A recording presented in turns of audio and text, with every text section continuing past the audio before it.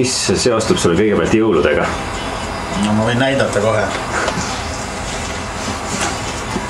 Saad suumida.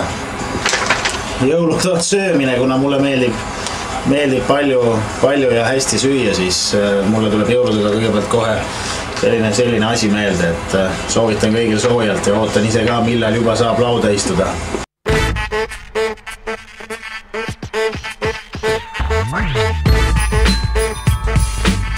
Tallinnast Tartuni ja mujalgi on argipäeviti Ring FM eetris Marko Kilja. Pärastlõunane aeg kuulub meil siin erinevate väga uhkete uute lugude ette mängimisele. Kui Marko just eetris ei ole, on ta peosaalis ja kui ta peosaalis plaadimasinate taga ei ole, on ta spordisaalis. Ja mõnikord mõtleb Marko ka jõulude peale.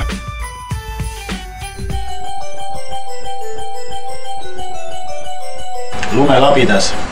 Kui suur see oli? Mulle kinkis, see oli päris suur, sest koht, kus ma elan, seal on vaja kogu aeg lund talvel kühveldada ja see oli väga tarvilik kingitus, nii et kui te ei tea, mida kellelegi kinkida, siis vähemalt meesterahvale tasub kindlasti jõuludeks üks korralik lumelabidas kinkida. See oli päris palju, et minu ei paadunud ikkagi sellise füüsilise töö tegija, selg oli ikkagi märg isegi natukene, et seda lund oli ikka päris palju.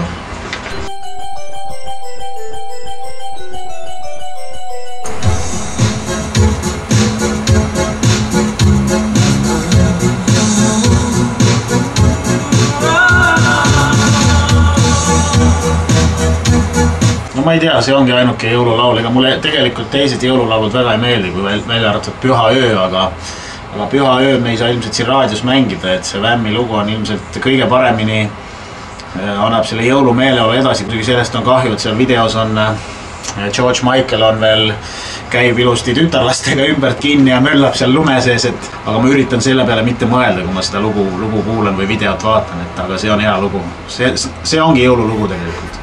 Jõulujuttude juurest astume jõululaua juurde. Pühade eelsel nädalal jagab head ja paremat Ring FM.